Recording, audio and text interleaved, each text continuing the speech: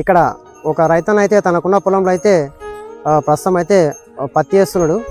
వారిని అయితే అడిగి తెలుసుకుందాము, పత్తి ఏ కార్తీలో వేయాలి, అసలు ఒక ఎకరానికి ఎంత పత్తి వాడాలా, ఎప్పుడు వేసుకోవాలా, అట్లాగే ఎంత ఖర్చు అవుతుంది, ఎంతమంది అవసరం పడుతున్నారు, అట్లాగే వాళ్ళ కష్ట నష్టాల గురించి అయితే మనం తెలుసుకునే ప్రయత్నం అయితే చేద్దాం. నమస్తే అన్న, మీ పేరేనా? రామచంద్ర. ఎవరన్నా మంది? తుప్పల్లి. ఈ పొలము మీదేనా లేకపోతే మీరు లీజు తీసుకొని చేస్తారన్నా? ఇప్పుడు ఎన్ని ఎకరాలు వేస్తున్నాను? 15 ఎకరాలు వేస్తున్నాను.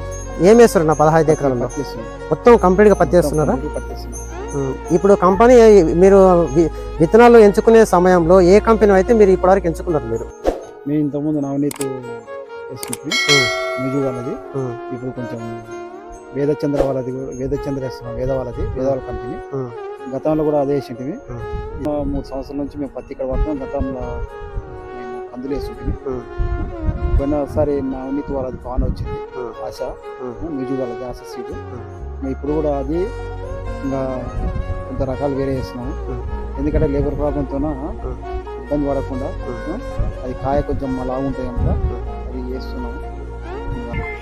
కిందటిసారి మీరు పత్తి వేసినామన్నారు కన్నా, అప్పుడు మీరు నష్టపోవడం ఏమైనా జరిగిందా లేకపోతే? లేక నష్టపోయినాం, పెట్టుబడి వెళ్ళింది. గతంలో అయితే మాకు లాభం వచ్చింది. Last year 1 year back last year అయితే కొంచెం లాసే వచ్చింది. ఇప్పుడు వర్షాధారణ కొంచెం ముందుగా ఉండే కనుక ఏదో సార్ లాభాలు రావచ్చు అనే ఉద్దేశంతోనే పత్తి విత్తుతున్నాము. కనుక ఈ పత్తి అన్న ఇప్పుడు మీరు విత్తుకుంటున్నారు కదా, దీనికి రోజు అంటే మంచి రోజు అంటే ఇప్పుడు కార్తీలు అని అంటుంటారు కదా, అటువంటిది ఏమైనా ఉంటుందా లేకపోతే ఎప్పుడు వేసుకుని వచ్చే అవకాశం ఉంటుందా? కార్తీలన్నీ ఇప్పుడు ఈ నెల 15 వరకు వేసుకోవచ్చు. అంటే ఇది మిరేసిల కార్తీల వచ్చే 6 కిలో కార్తీల 2 విత్తుకుంటారు. ఇప్పుడు ఎరువక పున్నానికి ఎదురుదాలు కొట్టాలంటే ఈ నెల 15 వేసుకుంటే పున్న వరకు చాలు కొట్టడానికి అవకాశాలు ఉంటాయి. పున్నం వేసినప్పటి నుంచి చివరి పత్తి తీసేంత వరకు మనకు సుమారుగా ఒక ఎకరాకు ఎంత కావచ్చు ఖర్చు? 20,000 అవుతుంది. 20,000-25,000 ఖర్చు అవుతుంది. మొత్తం లేబర్ తో కలిసి గడలతో కలిసి 25,000 అవుతుంది. మన ఇంచుమించు ఒక ఎకరాకు వచ్చేసి ఒక 50 చిల్లర పత్తి పడితే 8-10 క్వింటాలు వస్తాయి. భూమి బలంగా ఉంటాయి. ఇంకా ఒకవేళ మామూలు పొలాలు ఉంటే 6 క్వింటాలకు అయితే మినిమం తగ్గదు. ఇప్పుడు ఇక్కడ లేబర్ అన్న మన ఊరు వాళ్ళైనా లేకపోతే బయట వాళ్ళు ఏమైనా రావడం జరిగిందా? బయట వాళ్ళే, లేబర్ ప్రాబ్లంతో బయట వాళ్ళ నుంచి తెచ్చుకున్నాం. ప్రస్తుతం వాళ్ళకి అంటే మీరు ఎంత ఇస్తున్నారు అన్న దినసరి కూలి అనేది మీరు ఎంత ఇస్తుంటారు? అంటే ఆటో మనదే కనుక వాళ్ళకి 400 కూలి ఇస్తుంది.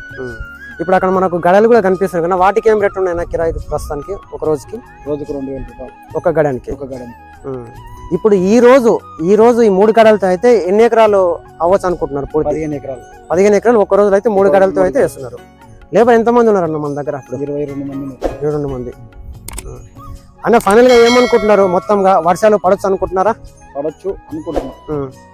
ఎందుకంటే ఈసారి ముందు వర్షాలు పడుతున్నాయి కనుక, పోయినసారి లేదనుక ఈసారి ఎండలు కూడా విపరీతంగా ఉంటున్నాయి కనుక కాలం కావచ్చు అనే ఉద్దేశంతోనే అందరు రైతులు సంతోషంతో విత్తనాలు విత్తుకునికే ఆలోచిస్తున్నారు. సో థ్యాంక్ యూ, నమస్తే అన్న, మీ యొక్క విలువైన సమయాన్ని మాకు కేటాయించినందుకు.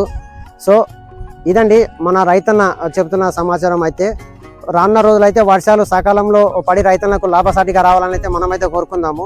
సో ఈ వీడియో ఎలా అనిపించిందో మీరు కామెంట్లో తెలియజేయండి, లైక్ చేయండి, షేర్ చేయండి. ధన్యవాదాలు. జై కిసాన్, జై జవాన్.